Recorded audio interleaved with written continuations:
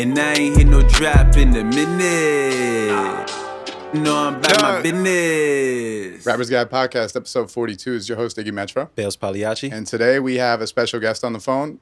Sue is an entertainment lawyer from Texas. She also works for YouTube Music. Sue, glad that you're able to join us. Thank you for having me. It's been a long time coming, actually. Yeah, I know. I feel like both of our schedules have been so crazy. Yeah, and but you're I'm also glad that we finally. I was gonna say you're also like big on the TikTok space. How did you get into the TikTok space? So it's kind of funny. Like, okay, so my best friend Ashton, she's like a full-time influencer. She used to compete for USA Gymnastics. I don't know if you remember like the Rio team. She was on that. Okay. And so she has a really big following, and like she was on TikTok way before me, and I was just like, I don't get it. Like I'm like 3-4 years older than her, so I was like, I don't understand. I don't know if I'm going to get one, blah, blah, blah, blah, blah. And then, I was just like, maybe I can like put up some stuff that may help somebody someday. So I'll just, talk about what I know. And I started just making videos, like, briefly about entertainment law issues or things that, legal pitfalls that people may have to look out for, et cetera, et cetera. And then literally one night, one of my videos just like blew up. And then after that, it was surprising, but as long as I'm like helping people, I'm more than happy to, keep it going. I feel like that's a recurring theme with the guests that we bring on. We like to ask them, why do you want to help people? Because again, we had last week we had an episode with Keys to the Game. He's another influencer on Instagram, and he also does like music business strategy, and he helps a lot of artists for and. So a lot, it would look like it's for no reason. So what makes you want to help people for no reason or just for free? Because especially in your field, you get paid for every second. Yep. So what makes you want to just help people on TikTok and give out like lawyer information on TikTok? Well, yeah. So my thing is that, I knew I wanted to, before I became a lawyer, I knew I wanted to do something that was in the creative field, but also as a professional. So, I knew I wasn't going to be a doctor, definitely not and I'm Persian too, so my parents are like either engineer, doctor, lawyer. And I was like, okay, cool, I'll be a lawyer. That's like a big enough field for different industries, whatever. But it was surprising that once I was in law school and I started to kind of get more involved in like the legal practice. And on top of that, I was specializing in entertainment law. I would get frustrated at the fact that, the people that would reach out to me or that would reach out to my supervisors or whoever I was working for at the time, they desperately needed our advice and our help, but they just could not afford it because, as an independent artist, or even as like an artist who's signed, those fees, those attorney's fees are sometimes ridiculous. And on top of that, if we have to go to litigation, that's like another huge, burden on this person who, to not their own fault, experience maybe like a copyright infringement and their works are being stolen and they can't afford a lawyer. And then they end up just having to kind of silently suffer. And, once I started to work at my previous law firm and I was the director of the sports and entertainment law division there, my number one, like my baseline point that I made when pitching about my division was the fact that I wanted it to be a affordable route for artists and entertainers to be able to afford an attorney. And whether that be, rather than paying like a flat fee, we can do it by contingency, or maybe we can come up with some sort of like payment plan, because, everybody should be entitled to, to protection. And sometimes, when it comes to legal matters, you do need those professionals, the people who have the experience, because, the legal world is a very tricky place. You have to tread lightly, right? And if you don't know what you're doing, you could, even if you're not at fault, you could be the one liable for any kind of damage, whether it be court costs and fees, attorney fees, this and that. And I've just seen so many unfortunate cases where if only they had, the income or the adequate representation, then they wouldn't have been in the situation that they had been in. I've had a bunch. Huh? It's very interesting. No, it's perfectly fine. I just wanted to chime in. It's very interesting to the things that you're saying because once again, when it comes to artistry, a lot of artists tend to. Once again, we always talk about this on the podcast. Everything is fun, and it's like we're creating music, and that's the greatest piece of it. But there's also that side where you have to make sure that you have that legal counsel in place, and that's something that we talked about before. We had a episode about entertainment lawyers, and it's great to have you on the show now because it kind of gives a different perspective of just two people who are artists talking about it, rather than somebody who's actually working with it and also trying to help artists, gain that counsel. For sure. I also feel like for artists to get legal counsel, they have to know that that's even a thing. And I think that's a bigger issue. I think that's the bigger issue than even them like kind of making themselves aware of like the business is like, I don't think people, when you talk to an artist, they think of a manager, they think of like the label head, they think of all these people, but you never hear them bring up their entertainment lawyer. You don't hear them bring up the person who actually takes care of them in a bad situation. Exactly. Like you're the person who's your advocate. Right. Like, for example, every person plays a specific role, on the artist team. There's the management, there is, maybe like a publicist, whatever, et cetera, et cetera. But the lawyer is so important to bring on in the beginning, I think, and the right person, the person that best fits your style. I'll give you a story, for example. The thing with lawyers is that they are unequivocally your advocate. They don't play, a double role, whether, a manager could also act as an agent, manager or whatever, and take on a fee. And then, there could be a conflict of interest. But a lawyer, if you hire them and under their, engagement letter, and they say like, if they're exclusively your lawyer, it doesn't matter, if your, if your manager asks your lawyer to do something for you, no, they can't do that. Like, the lawyer is exclusively the artist. And I do think it's very important to, to look into this. If you're thinking about it seriously, if you're getting offers and if you're, getting traction in your work, it's better off to start looking into and researching on the right entertainment attorney, just so that later on, whenever, should a conflict arise, that entertainment attorney can kind of, in the beginning, look for any kind of like legal pitfalls that may happen. Okay, so let me ask you a question real quick. What would you say is the point that an artist, an up-and-coming artist, should look into an entertainment lawyer? Because, there's a lot of people that don't make money off music. I would say majority. Mm-hmm. So when would you say that an artist should start looking into legal counsel when it comes to their music career? Right. So, well, I mean, like any lawyer says ever, it depends. It depends on the scenario. Sometimes some people as an independent artist get approached about a publishing deal.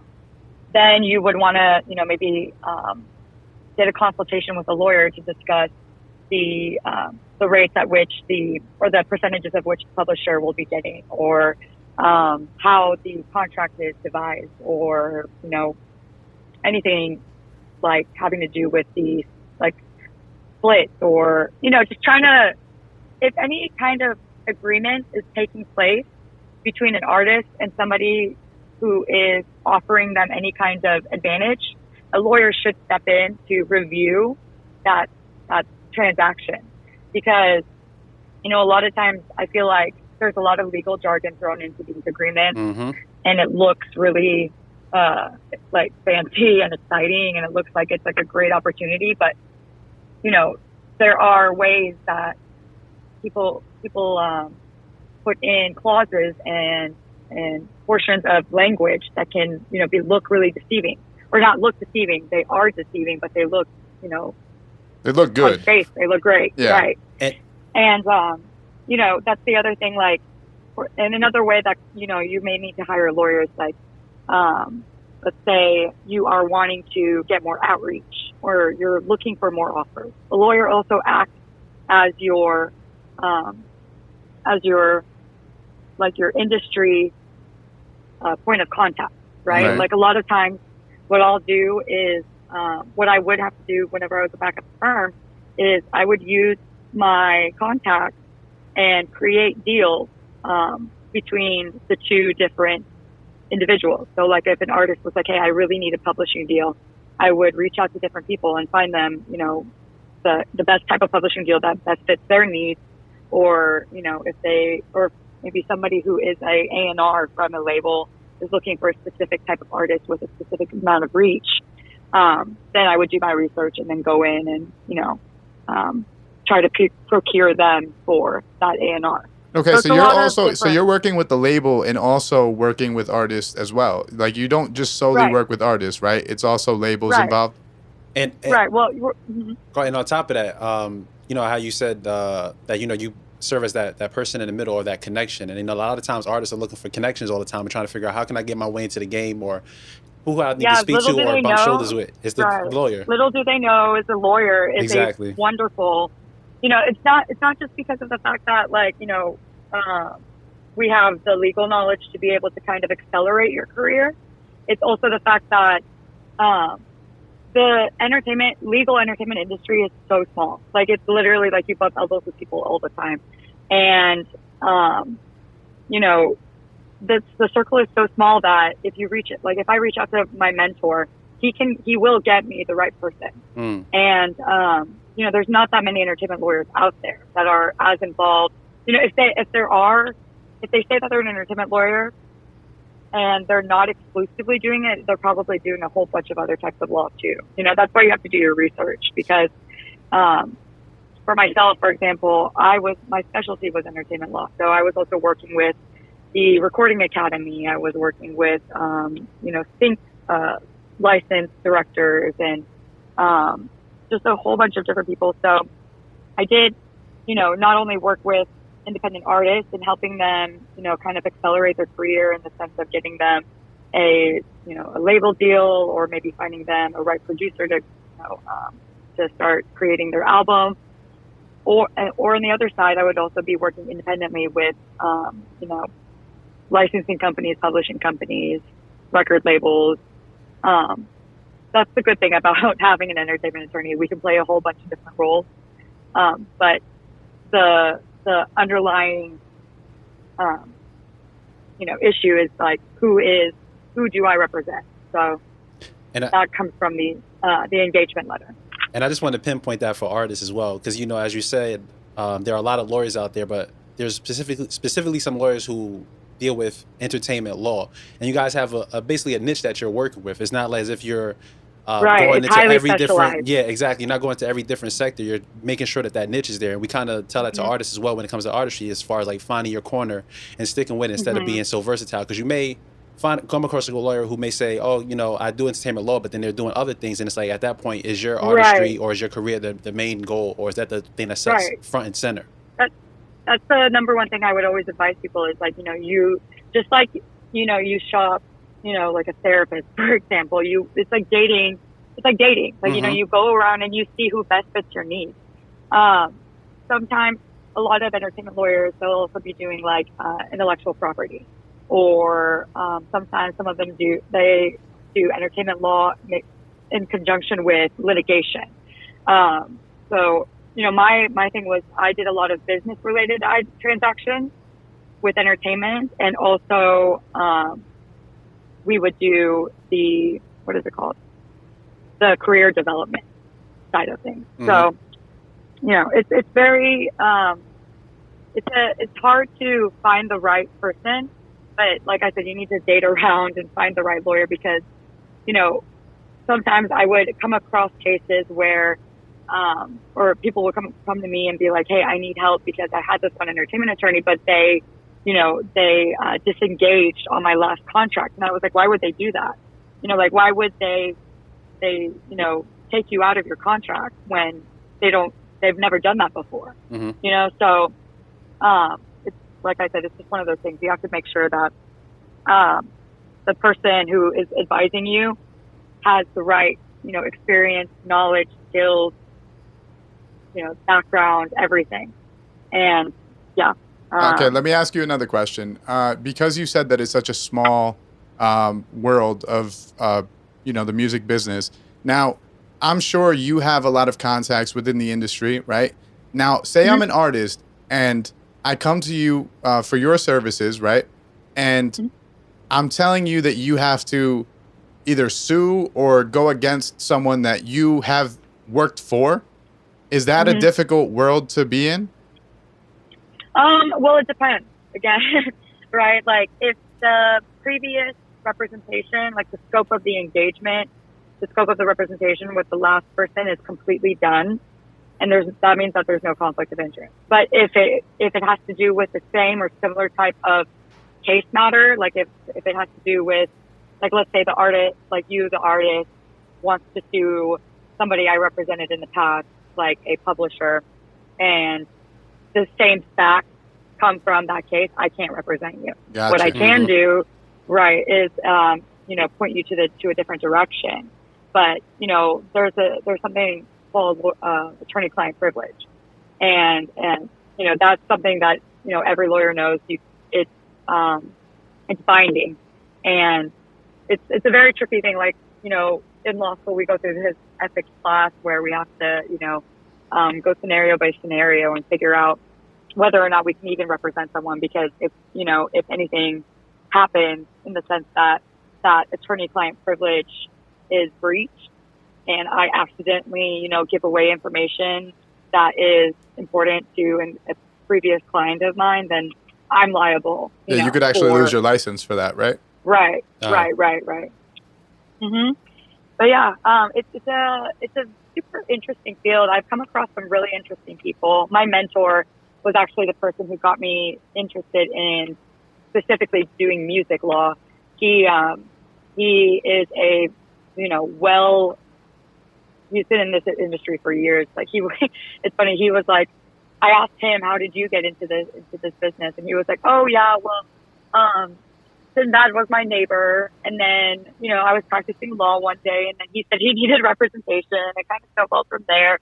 But, you know, it's funny because everybody's stories are different. And, but it's, you know, not one day goes by where I don't, love what I do. You know, as long as I can help someone and advise someone and be their advocate, I'm, you know, very thankful for the job that I have and the work that I do. That's awesome. Okay, big thing. We call ourselves the rapper's guide, right? Mm-hmm. Rappers love to use what's called samples, right? I wanted to ask you, all right, so young artist at home picks a beat with a sample, probably isn't going to get much traction, doesn't know about marketing or anything. What would you say to that artist? Is there a point that you have to get to worry about that, or should you just never use a sample in general? Okay. My very first point of concern is there a copyright issue, right? You want to make sure that there's no copyright, potential copyright infringement that could be happening, because, you know, these infringement matters are very serious. And, you know, as a independent artist who probably doesn't have that much revenue coming in from like their streaming numbers and stuff, you want to make sure that you don't be hit with any kind of like copyright lawsuit, because I've seen it happen before, right? Like I've seen a sample be made and the original artist or the original composer will come after that person because, you know, it's a federal matter. It's a big thing. And they're very cutthroat about it. They don't have any mercy. So I would definitely say, do your research, make sure that if it's registered, ask for permission first. And then the second point of concern is how far do they reach in their streaming numbers, right? And that's like what I'm saying. Say they don't reach far at all. Do they have a lot to worry about? Or should it just be like, rule of thumb, don't use samples because they can come after you. Because in my understanding of it, it would be like, what would they be coming after someone that doesn't have the reach for? Mm-hmm. You know, well, that's the thing.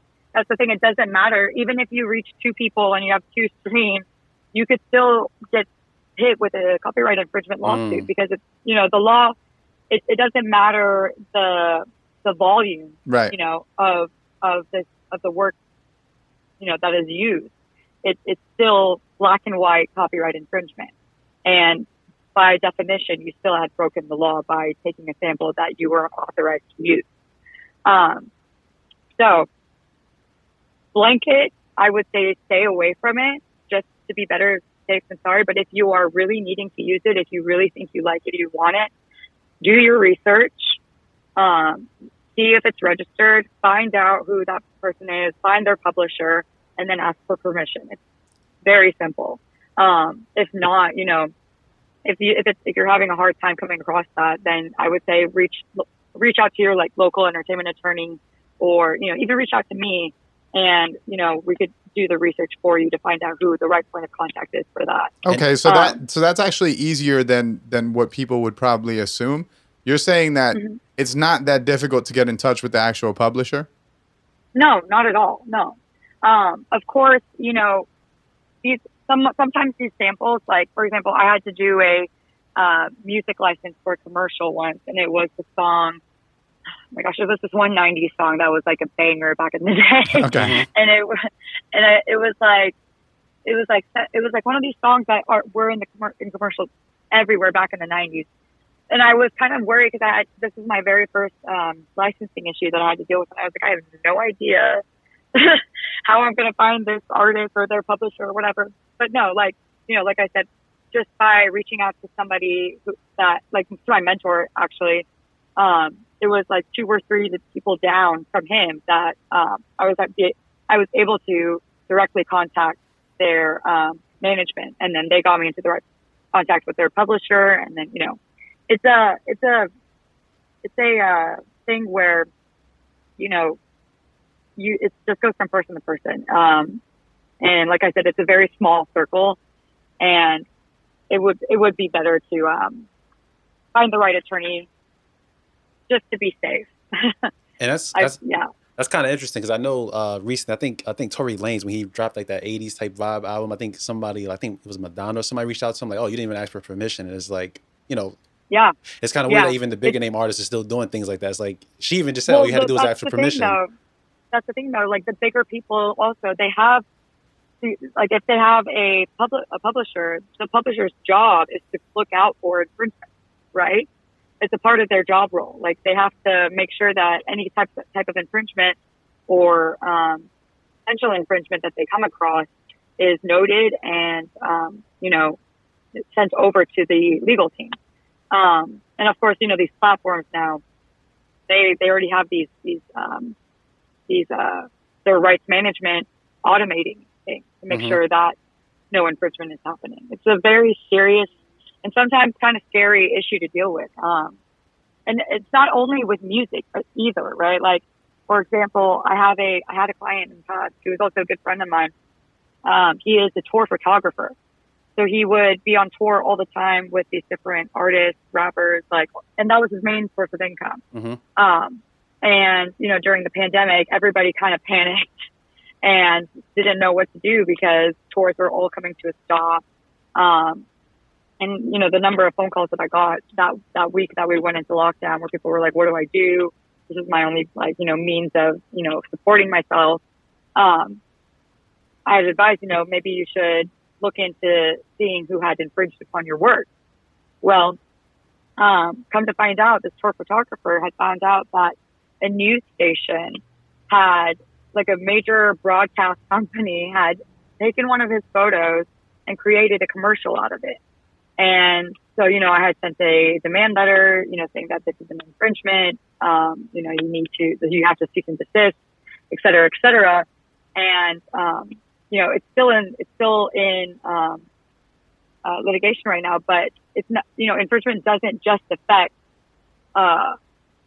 songwriters or composers. It affects also, photojournalists, writers, songwriters, a lot of people. So, Anyone in the creative field, pretty everybody much. that's involved in the business is for liable. sure. I want to stay And on it's the funny. topic. I'm sorry. I wanted to stay on the No, go topic ahead, of go ahead. samples. And I just wanted to. All right. So, in your experience, say they do reach out, they get the contact information for the publisher, right? Mm-hmm. What exactly is the process? Now, are you paying a fee? Are you agreeing on a percentage of the record? Like, what would a publisher be more likely to do for an up and coming artist with no real reach?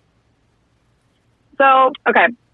If you're going through a publisher, they are going to be reaching out. If they don't have the license to the song themselves, they're going to be reaching out to the what is it called? The publishing group that does. So, a lot of these publishers, they work under a bigger umbrella of bigger publishing companies. So they'll run subsidiary companies, publishing companies under like Sony Music Publishing or, Warner Publishing, et cetera, et cetera. So, the process basically is like they would go in and, hold on 1 second. Sorry, my No problem. phone is about to die. They would go in and they would, 1 second. I can't find my cord, my bad. That's all No good. problem. But that is something, once again, as far as like the samples and things of that nature, because like once again, a lot of beats have samples when you purchase them for BeatStars. Well, that's why I just want to stay there because I feel like that's very important, especially to our following. Yeah, exactly. And I think that that's something that people don't really know the actual details of. I think that when you look at samples from our perspective, right, and you come up knowing that hip hop is just built on samples, right, you just think that if I was to get in touch with the publisher, that's way unachievable. I can't do that. It sounds crazy. It's like I can't do that. Right, As a like regular person. who do I even talk to? Well, You know what I mean? It's funny that you say that because it's really not unachievable. There are a lot of publishers that are more than willing to not only like help you in the sense of getting you your sample licensing rights, but they're also willing to kind of help develop your career as well, because a publisher not only acts as the official individual with your licensing, they also act as the person who shops around for deals for you. Right. Right. And, like I said, these publishers, they act under these collective management organizations. So like under Sony Publishing, they may be with BMI, or Warner may be with ASCAP. Mm-hmm. And then from there, they will go in and, run their research to see who is the co-publishing administrator. And then, they will go from there and then run to see if it's a single song co-publishing deal, or if it's like what is it called? My mind is blanking. Like a composition publishing deal, like a multi-composition publishing deal. And then from there, they will do the actual paperwork themselves with the collective management organization. Once they get the license itself for the sample, then they'll let you know by giving you giving you the clearance for it, and then from there you can go ahead and create the sample to a certain degree, right? Like you can't copy it directly and then say that you made a new song. You have to transform it into something that's a completely new work. And yeah, from there they also can, once they get you your clearing and the clearance for your licensing, they also do the promoting of the published material. So, it seems like it's a far-reached feat to get a publisher and to have all of this work done, but it really does start out with just kind of reaching out and going for it. And a lot of the times, like I would go through the process with either a songwriter or an artist, and they would be amazed at the end of my representation, because they were like, I never thought that somebody like Universal Music would want to, sign my composition or my, my, what is it called, my sample. Yeah.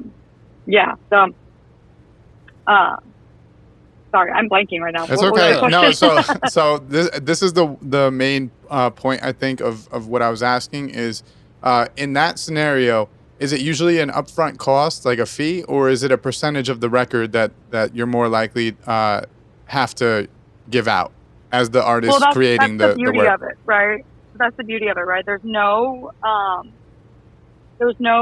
set way of it being done. With my previous experience, the publisher would have a small upfront fee and then take a percentage at the end. So it'd be like a upfront, licensing or an upfront publishing cost, and then just to retain their services, and then from there, I would go in and renegotiate their share of whatever percentage they're asking for. But like I said, that's the beauty of it. All of these transactions, these contracts, they can be specifically tailored so that it could best fit my client's needs, right? So whether that be the publisher or the artist, and granted, there are other publishing companies where if they have a larger catalog, they'll have it'll be like a flat fee, right? But most of the time, these independent publishers from these subsidiary companies, what they'll do is they'll ask for a small retainment fee, and then they'll take a small percentage off of that. And I wanted to kind of ask the question as far as within the YouTube music, because technically Spotify would be considered the biggest streaming DSP, but at the end of the day, it's kind of really YouTube. And I know YouTube music is kind of just really get into that space, because I used YouTube music before, and it's you can literally listen to almost anything that was on YouTube, right, but it's available in the audio format. Mm-hmm. But I do know there's a lot of times that a lot of artists who may be posting things online, or people in general who may be posting things online and using music that's not really they didn't get the access, or they didn't ask for permission for the music. That sometimes they get those copyright strikes. I personally even got some on my songs just based off of purchasing a beat, which once again I understand that's all within the business. So I just wanted to just talk a little bit more about YouTube music and kind of the role that you play, and also some of the issues that you may come across with artists utilizing the platform, or other people using songs without having permissions to do so. Right. So for my role with YouTube, what I do, I'm a team lead on the music content operations team. And I'm the team lead for rights management. It's fairly new. So what my role is, and my team's role is to kind of go through and see the actual content that is uploaded, and see if any type of potential copyright issue may arise. And that also comes from it's also user generated, because part of our team does go in and we upload and whatnot ourselves, but it is a lot of the times how on YouTube a YouTube user themselves will go in and file for a copyright strike, or file a complaint.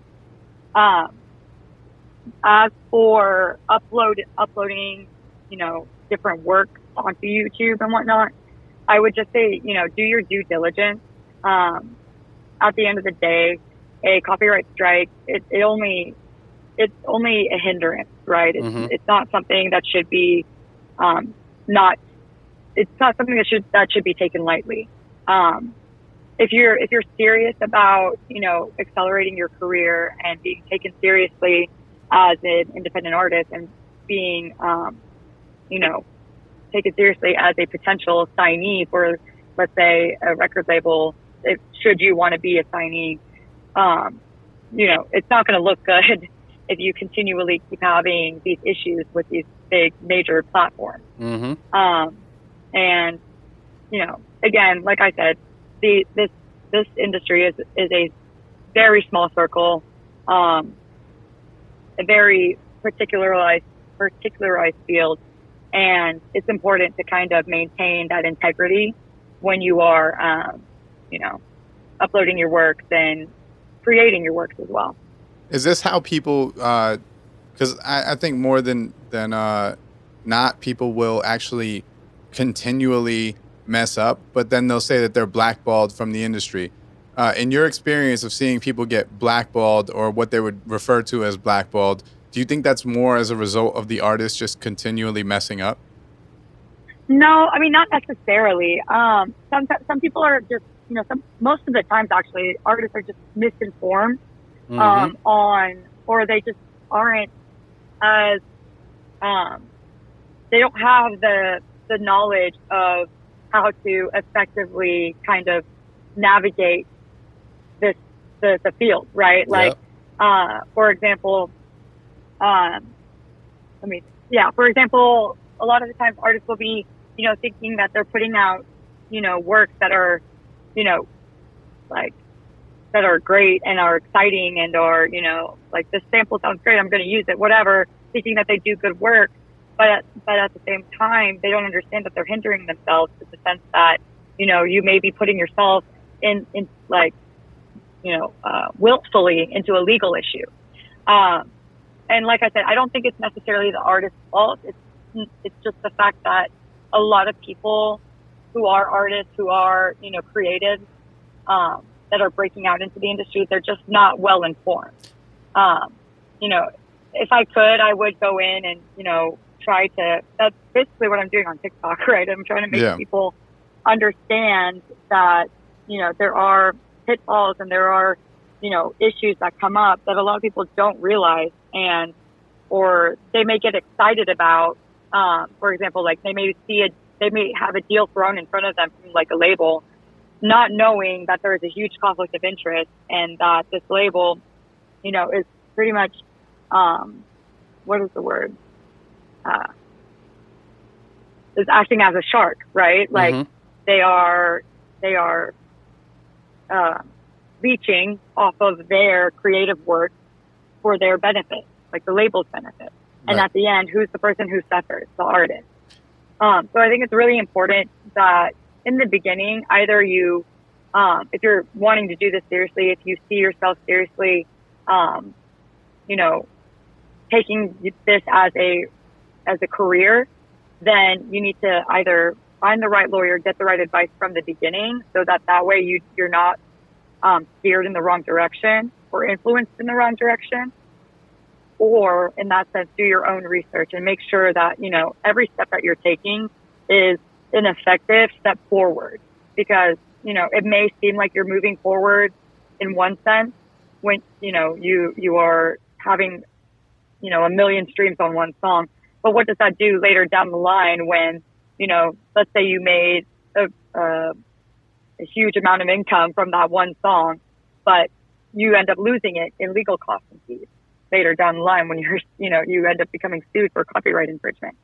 So, yeah, I don't think it's necessarily the artist's fault. I think it's just the way that this industry is kind of, unfortunately, it's been shaped, right? Like it's a lot of, I've seen a lot of people be taken advantage of for their lack of knowledge, and in the sense of protecting themselves, legally. Right. And that's and that's one of the things that we tried to explain as well. It's like, sure, it's great to make money from a song, but if you're taking 10 steps forward in your mind, but literally behind you, that's like some legal fees that's like creeping up on you, that's going to put you like 20 steps back. It's like, why not just take those chance to make sure everything is in order at that specific time? Then wait till it becomes worse. It's better to go off from the beginning. Right. And like, I'll give you a story, for example. So I had two young men come into my office one day. They were on tours, and they were in their Houston stop. And they had come into my office, and I was like, how can I help you? And they're like, we feel like something is off. Could you please, kind of review our contract? And I was like, yeah, of course, like, come and sit down. So they are kind of telling me the backstory of, how they got signed with this label and, you know, how they met their management, et cetera, et cetera. And they're saying, you know, it's kind of like how back in the day, they would do like, you know, like the Backstreet Boys. It was like 5 different guys from all different parts of the country kind of put together and see if they sound good. And they sounded good. So the label, you know, flew them out to LA, got them apartments, and, you know, they started to work together as a band, and they formed a group, and they started recording, and now they're on tour, and they, you know, everything happened so fast. And, you know, I'm listening to the story and I'm like, okay, this already sounds fishy, but, you know, I let them continue on, and I'm reviewing, and I see that page 6 is missing. You know, it goes from page 5 to 7. I'm like, okay, where's page 6? And I'm like, did you guys recognize that this has happened? They were like, oh no, like we just kind of signed it. And I was like, what do you mean you just signed it? They were like, you know, they said this is the contract, sign it, and then, you know, we'll give you your advance, and then the whole spiel can begin. And I was like, you didn't read any of this? And they were like, no, not. I mean, we looked over it, but, you know, we didn't know what, you know. They literally in that meeting they asked me what an advance was. Right. And I was like, oh no, like my heart literally sunk, because I was like, you do know that an advance is something that you have to pay back. And they were like, what do you mean? And I was like, oh God.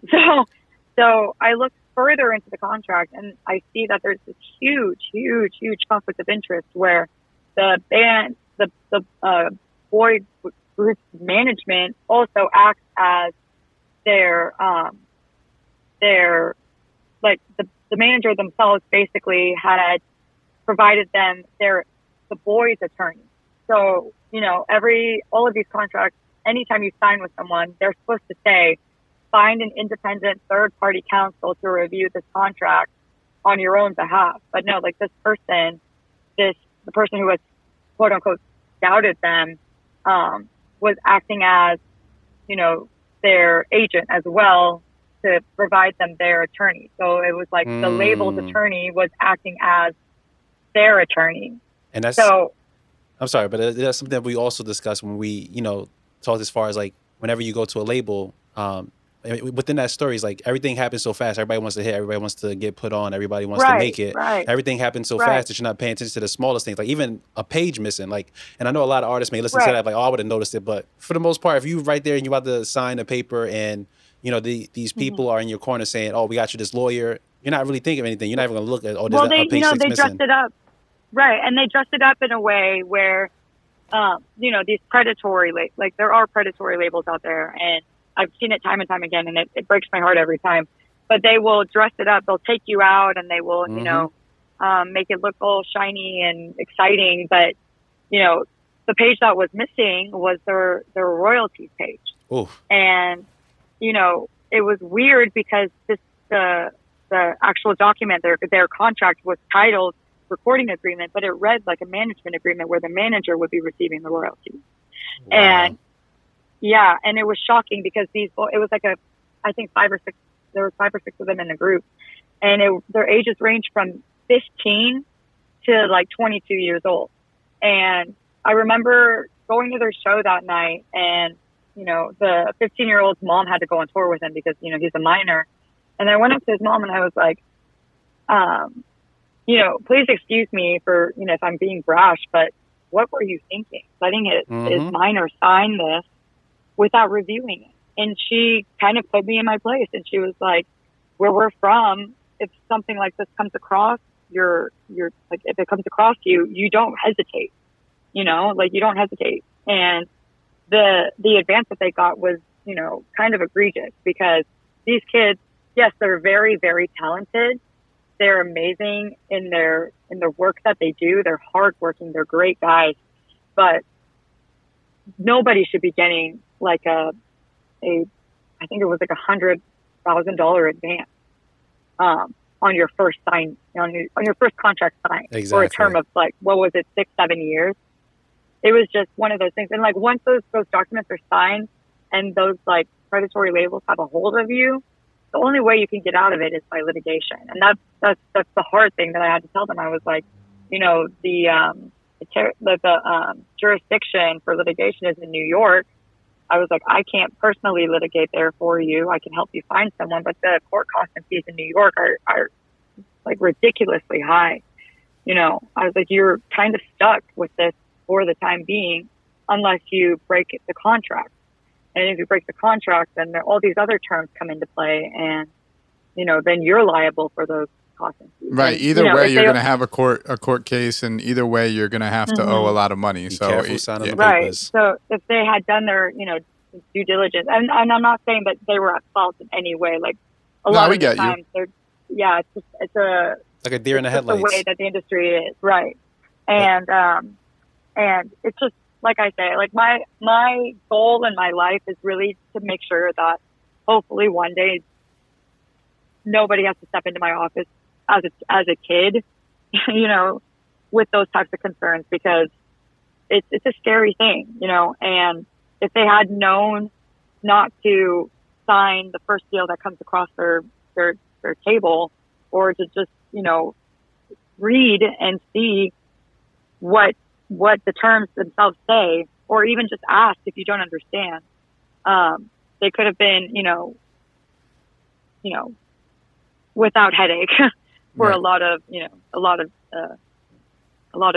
and a lot of issues that they came across. Now, I wanted to ask you, because before you said the word predatory, do you feel as though labels are more often predatory when it comes to signing new acts? Because that's kind of how, especially in hip hop, I feel like labels like to sign these guys, especially these street guys who don't have any idea of the law, and in most cases try to avoid the law at all costs. So they're not doing their due diligence of reading up on it. Do you feel like labels are intrigued by people who don't really have a clue? I think in the past that was the MO, right? I think in the past that was the way that things were done. There was a lot of underground, like under the table deals, or kind of I'll say unethical practices going on. But I think now, especially after the pandemic, artists, especially unsigned independent artists, have much more leverage when it comes to, you know, to the what is it called? The way that their careers play out. And I don't really think that artists need labels that much anymore. You know, of course there are like the big three, like the people that are, you know, like if, you know, let's say like, I don't know, like Sony reaches out to you and they're giving you a huge 360 deal, of course, and on top of that, you have been kind of in the runaround for a couple of years as an artist, and you have like good traction going on. You have a pretty solid fan base, and your streaming numbers are doing fantastic.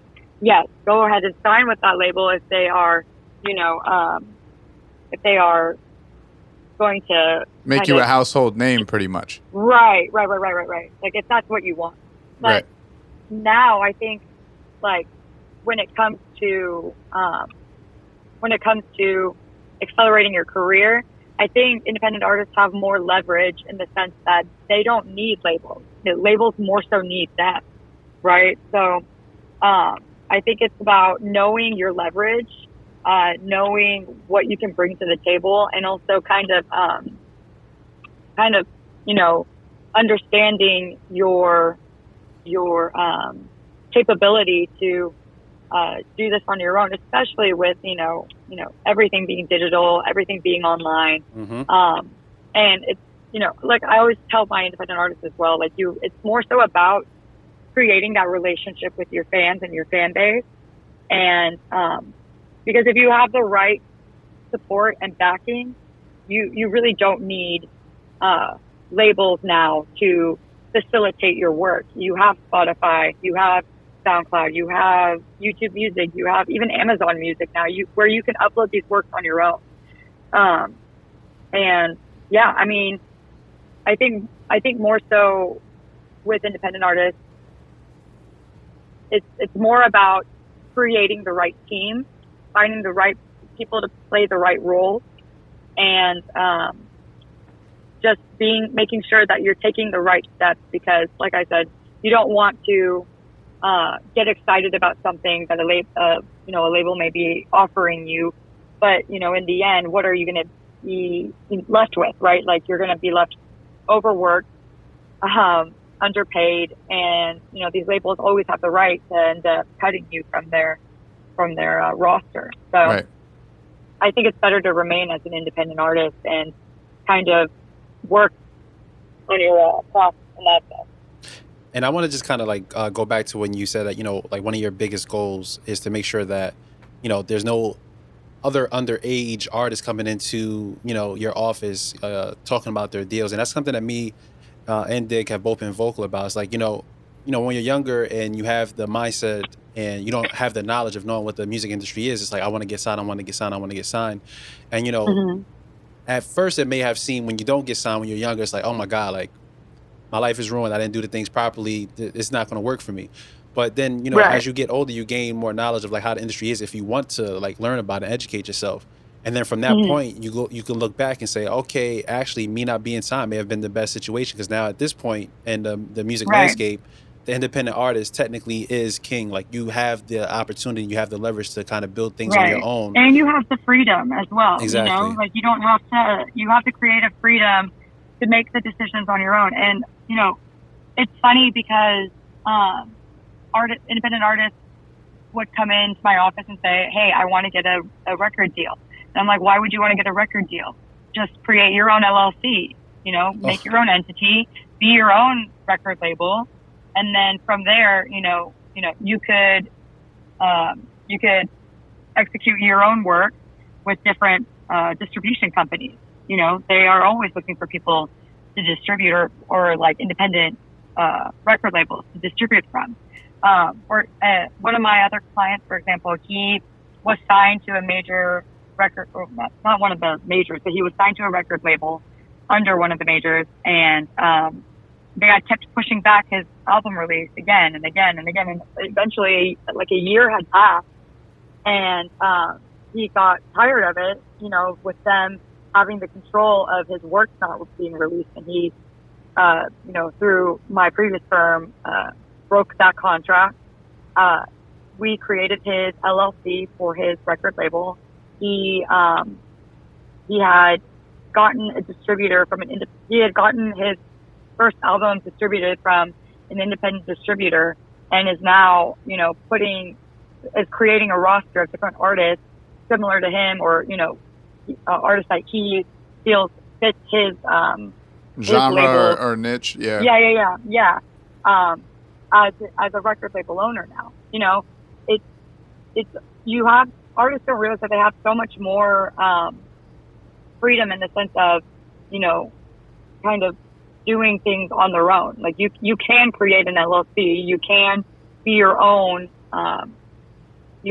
record label, and from there you can, also you can lift yourself up in that sense, rather than having, a traditional, record label deal where they have the control over the release, they have the control over your sound, they have the control over your image or your marketing or your entire work.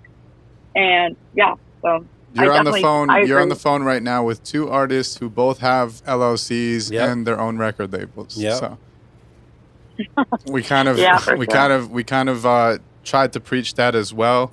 We've had past episodes where we've told people the same information, and hopefully, coming from you, who actually deals in that business, it'll be something that kind of like is driven home, and they'll be able to Mhm. take it from you and be like, you know what, if she's saying it, then that might be the move. Because I think a lot of the times when we say stuff, it kind of comes off like, well, they don't know.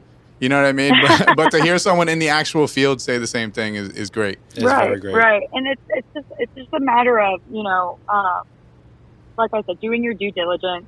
If you're serious about, having this as your, your career, your everything, if this is something that you eat, breathe, live about, you can do your research, you can do your own due diligence, and you can create that business plan, that marketing plan, for that LLC. And, you don't really necessarily need, as an independent artist anymore, a record label to, get your name out there. it's just about perseverance, dedication, and making sure that you're effectively moving forward and not, potentially taking 10 steps back with some sort of legal issue. How many artists, like independent artists, you would say, like you probably come across that have had like, in a sense, successful careers, and by successful I mean being able to live off of their music,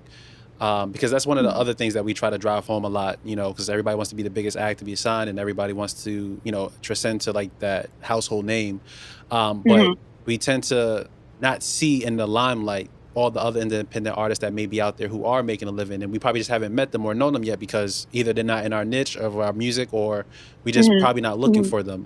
So I think, has there been like an influx? Have you seen of more successful artists that are coming into your office trying to look for that, or is it more so still kind of labeled artists? No, it's funny because it's not just like artists that are wanting to become like superstars, right?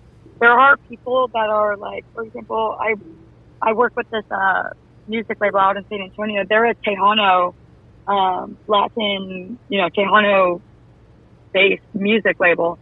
And what they do is that they will literally go out and look for live acts for like rodeo shows or for like, that's dope. That is. For like Latin-based radio stations and stuff like that. Like a lot of people think that, I come across people come to me looking for like, superstardom, but no, like some people are just wanting to have a sustainable have their work career. Protected.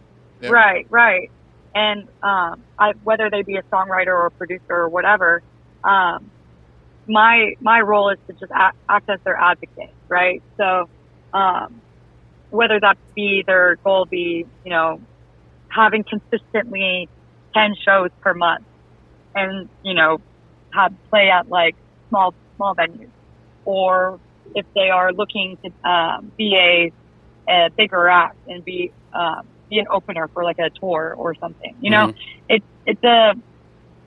I wouldn't say I come across people that are like, I want to be the next big act, whatever. No, a lot of people are also just wanting to maybe even get their songs on television shows or radio or whatever, get the sync licenses and stuff like that. So I think that the way that the industry is changing is interesting. I don't think that, the focus is so much anymore on becoming the next big thing.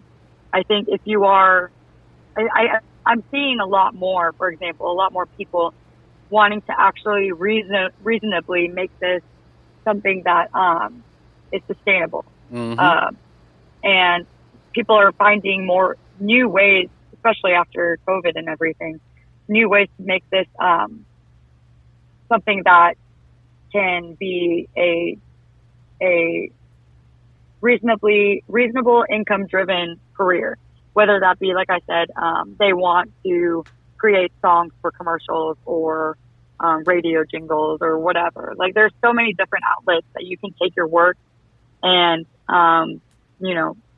make them useful for whether, for commercials or whether it be for live events or for you could video games, sell your, literally anything. Right, anything. exactly. And it's obtainable. Right. It's nothing that's like far-fetched. Yeah. It's obtainable at that point. Right.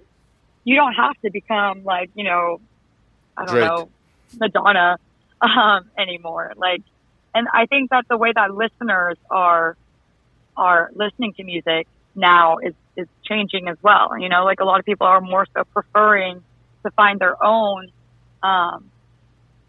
style of music that they like.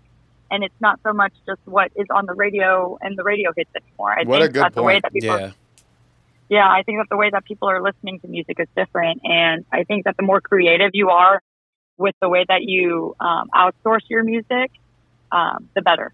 For sure, because people are not relying on radio to pick the songs that they have to listen to.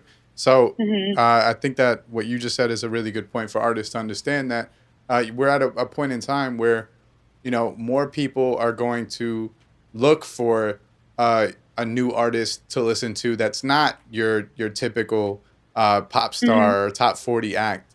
So yeah, no, that's a great point. I mean, even for myself, I find artists all the time that I love who have like 40, 50 subscribers on or like followers on Spotify. Right. And, like, it's just It's the beauty of it. I think that times are changing, and I think that there are going to be significant changes, especially with this next year, with the way that music is effectuated. I don't think that record labels, of course, they do play an integral role, but I think that things are kind of becoming more of an independent basis, both for the listener and for the artist. We couldn't agree more. Sue, we wanted to thank you for coming on. I think that this phone call was amazing. You pretty much gave us exactly what we were looking for. Yes, indeed. And more. Anytime that you need to get a point out there, feel free to use our platform for that. Yes. Can you please tell people where they could find you on TikTok, Instagram, wherever? Yeah. So y'all can find me on TikTok at Sue Sheikhi, I believe. Yes, I think that's it. It's SUESHEIKH. And my Instagram is SUE, 2 E's, Young. Sue Young, like rush hour. Awesome. But yeah, and if anybody has any questions, if y'all have any questions, like having to do with like the legal field or any kind of like, concerns that may come across their way, I'm more than happy to help out. Thank like you I so said, much. I don't ever want to see a kid come into my office again saying that they're, facing a lawsuit. So. And you said you were based in Texas as well, right? Yes, I'm in Houston. Okay, I heard the y'all. I was y'all. Yeah, yep. That's for sure. I'm in Houston. So yeah. All right, Sue, thank you so much. We really appreciate it. Thank you guys. Thank you so much, and I look forward to talking to y'all again soon. Absolutely. Definitely. Have a great day, all right? All right. Thank you. Bye-bye. Bye-bye. There you have it. Yep. And there you have it. Another great episode. Another episode where you guys can gain some understanding and perspective from another outlet within this industry. That's the first entertainment lawyer as well as the first female. I wish we asked more questions about that. Yeah, I mean, definitely. Yeah, but we just got so caught up in everything within because the conversations were great. Yeah. Like everything about that conversation was amazing. So we hope that you guys at home are able to take from that and kind of put that into your own career. Even from her saying, like start an LLC. There's so many points when we have these conversations that people bring up stuff that we've had episodes on. Mm-hmm. And I love it because it just shows the path that we're on, and it shows that, the stuff that we're talking about regularly is not bullshit. I mean, you go into this industry and there's only so many things that you have to really learn about. Mm-hmm. There's a lot, but once you start getting into it, you realize all conversations kind of fall into a certain bubble. You know what I mean? It just strengthens the rapper's guy mold. Yeah. Of what it is to become successful in this music industry and the things that we continue to implement in our own careers and our own artistry.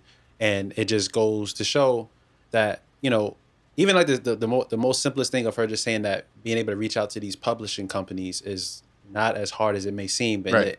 in our heads, once again, as artists, like I need a lawyer, I need a manager to do that. It's like all this stuff is in our hands. It's literally an email away, and it's like it's right. crazy. And like you could actually look these things up on Google. Yeah. Like you could look up someone's publisher. You could look up the publisher. You could look up contact information for All that the publishing information's out company. there. That company is the same as like a retailer that's on Google. Like Yep. you can find out who the store manager is of a store if you just look it up. You know what I mean? And then you have a point to actually talk to. You have a point. You have a name that you can call up and ask for. So we hope that you guys took what you needed from that conversation. We hope that you guys implement it. And again, another good episode of Rapper's Guide. Yep, make sure to follow her.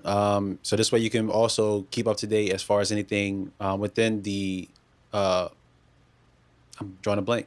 Well, just within the entertainment, entertainment law. There we go. That's Yeah. what I was looking for. I was about to say music industry law. Right, but if you guys follow her on TikTok, that's kind of where we found her, and her TikTok is great. If you follow her on TikTok, you're gonna see she just has these little clips, basically giving you information about the music business and what you should be doing, what you shouldn't be doing. So Go follow her, and thank you guys for watching or listening to another episode of Rapper's Guide. Yes, indeed. You know, we're back. I know you guys missed us, but we're back. We dropping more gems. Going to have more guests on.